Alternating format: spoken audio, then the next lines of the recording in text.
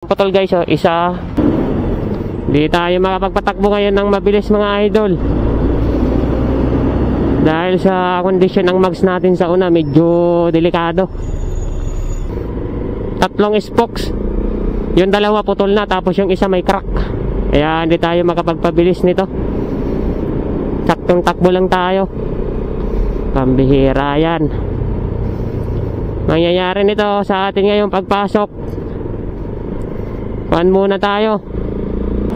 Backride muna tayo nito. Wala, delikado yung mags natin. Pag ginamit ng ginamit to, bibigay na to. Dahan-dahan lang muna natin itong takbo para lang tayo makauwi. Plano ko mag-convert na lang sa mags ng sniper. Kasi kung bibili tayo ng mags nito sa kasa, mahal. Hindi bali, medyo maraming conversion na gagawin. Maglilimang taon na sana to sa January. 4 na taon at kalahati lang tinagal ng mags natin sa harap mga idol.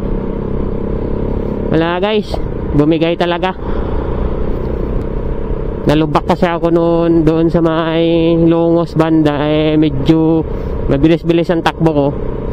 Ayun, bigay siya putol.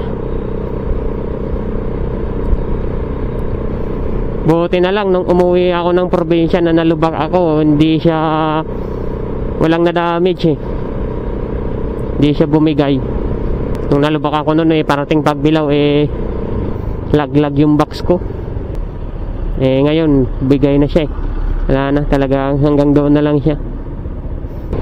Nabagal lang muna takbo natin ngayon hanggang mauwi lang natin yung motor natin. Yan ang pangit sa mags kapag may naputol, kasi wala na, palit na talaga. Hindi katulad ng rim na pag naputol yung rayos pwede pang palitan. Ang gabi pa naman yung pasok natin guys, pambihira yan. Sana makakuha agad tayo ng second hand ng mags ng sniper. Baka may taga partindas man na nagbebenta dyan, para hindi na ako mapalayo pa ng pick up. Meron kasi kung kausap taga-Tagig, sabi ko sa kanya, pag hindi pa niya nabenta hanggang sa Sabado, kukuhanin ko na. Kasi Sabado, Friday pa sahod natin, kaya kulang pa budget natin ngayon. Friday pa. No choice tayo, convert na talaga tayo nito. Ayoko nang bumili doon ng magsa Rose mismo kasi ang tagal at saka isa pa ang mahal. Dati-dati pa naman karamihan sa version 1 na flash ganyan ang nagiging issue nila sa mags. Biglang napuputol. Dahan-dahan hanggang sa makauwi tayo. Bukas backride tayo. Buti na lang nandyan yung isang bayaw ko. Kinausap ko na makikibackride muna ako sa kanya habang hindi pa okay yung motor natin. Dito tayo. Kasi tataas ng hams dyan, kabila. Putol guys, isa, dalawa. Tapos ito may crack yung isa. Dalawang putol tapos isa yung nagka-crack.